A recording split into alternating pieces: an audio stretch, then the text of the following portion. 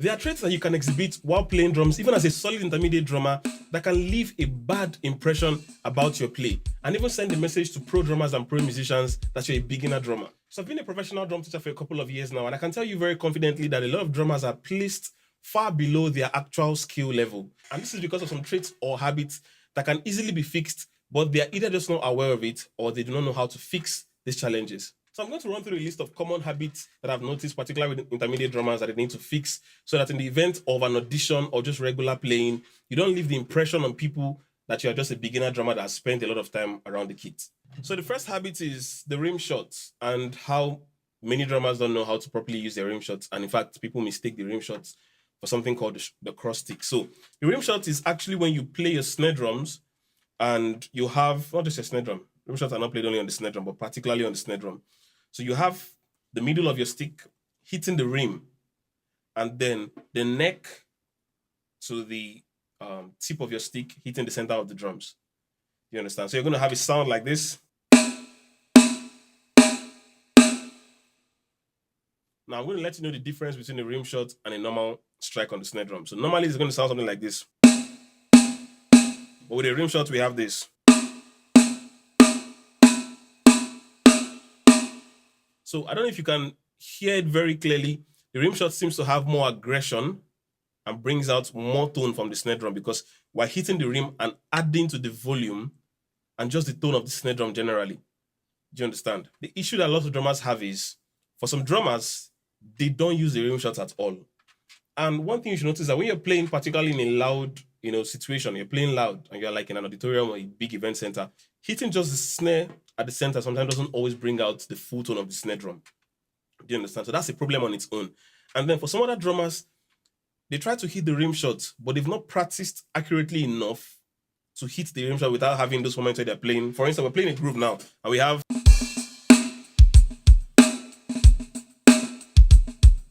So avoid making mistakes like this. Mistakenly hitting just the rims and making it look like the snare is missing in that particular portion. Do you understand? Make sure you understand that when you're playing in, softer situations and where rim shots are not required, you need to just know when it's required and when it's not required. Sometimes you want to have that buzz feel on your snare. You're not going to really be hitting your rim shots.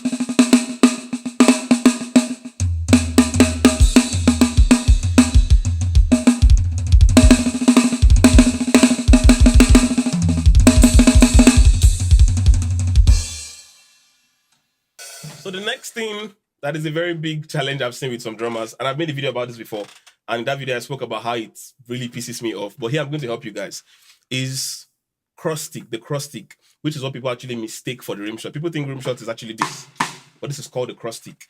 Now, there's a conventional way that cross sticks are played. Most times, cross sticks are played to sound like this.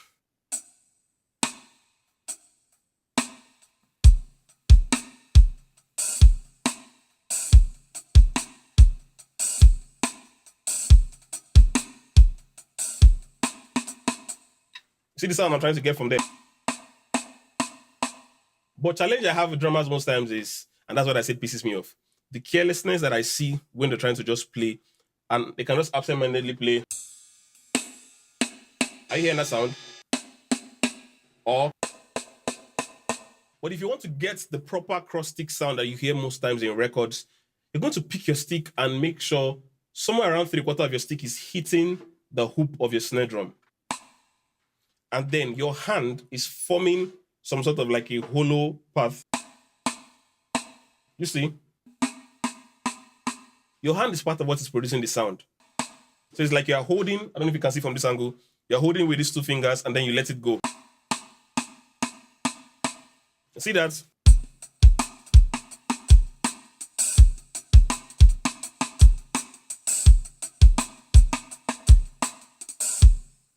Now, if you want more volume, you can use the bottom of your stick.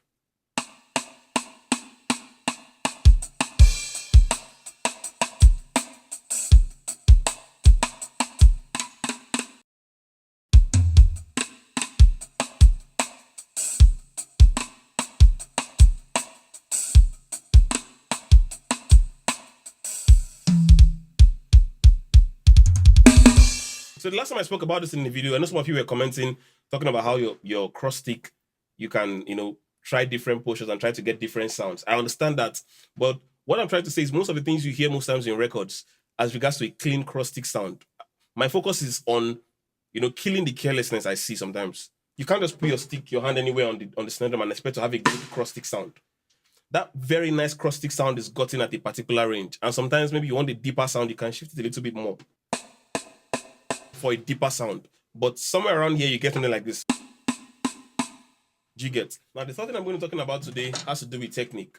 And this one is going to encompass everything that has to do with posture, grip, joints. I'm going to explain what joints means very shortly. And the reason why I'm doing this is so that this video is not so long. I want to talk about all of them together. I say this to my private lesson students a lot. Posture is one thing that can very quickly send a negative message about you. Very quickly. A pro playing has a very relaxed and proper posture. I've said this many times. I used to play like someone that had a hunchback. I used to play like this, just for the sake of being relaxed. But somehow, because of how much I've worked on my hands, if you look at my hands, you can tell I've been playing for a while. But if I sit up and I was playing very much more, in charge.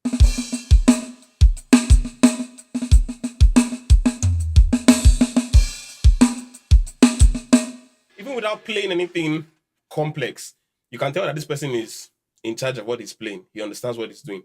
And one reason why you should focus on posture a lot is I've heard of scenarios of people that, had bad sitting posture when playing the drums. And over the years of playing, they began to develop, back pain. Do you understand? So sometimes the reason they tell you to, work on techniques is not just for the sake of having good technique. Bad technique in many cases can have very bad health implications. Do you understand? So now to the one I said I was going to explain, joints and grips. You need to understand something as a drummer, that whenever you're playing, there are primarily 4 joints responsible for most of the motion you're making as regards to your upper body. So for your hands, most times, you're making use of this part of your hands, your fingers. So there's a joint here. Then there's another joint here, your wrist. Do you understand? Then there's another joint, your elbow, and another joint, your shoulders. We can include your waist, but it's not so because all you do is a little bit of movement. So as regards to upper body, these 4 joints, are responsible. And you need to understand what they all do differently so you can use them properly. Because there are situations where I get some requests from some students as regards to me explaining to them how to play some very fast things, but they want to deal with their wrist and they get like a struggle badly with it. You can't achieve it because these fingers tend to have the kind of speed that no other part of the arm can move at. You see how my fingers are moving? Try to move your wrist at that speed. It requires a lot more force to move your wrist at that speed.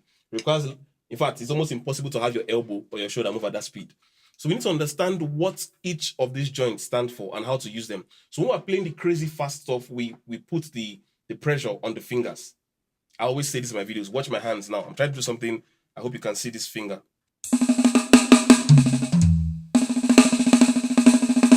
You see my hands are opening up.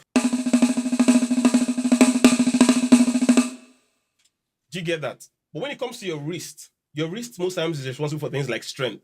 When you're playing, when I tell my students to play very, very, loud, I'm expecting the strength to come from both the elbow and the wrist.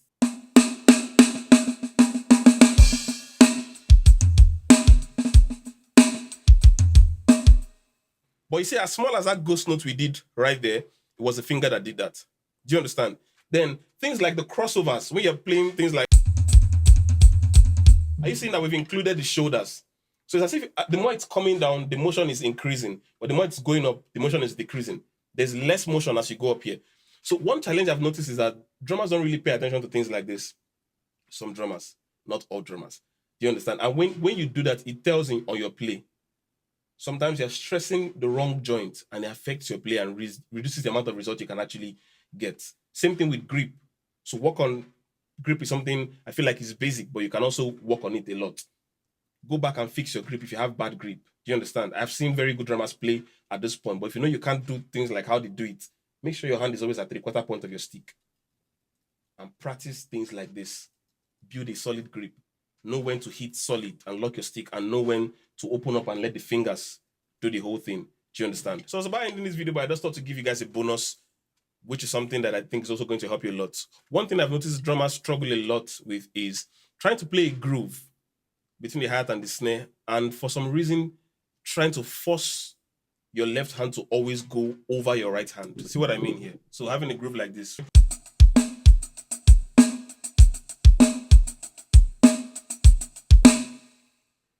Where you can do something like this.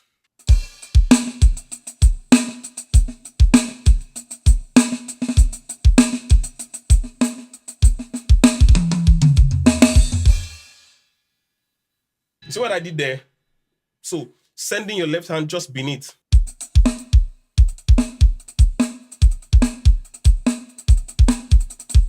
Because the more you get to faster grooves, the lesser you can keep using this. It's a lot stressful. In the beginning of trying this, your left hand going beneath, it might be a little bit tricky, but as time goes on, the more you practice it, it gets easier. I'm not saying you would always play like this. There are times where I still play with my hands over the hi-hat when I'm playing things like.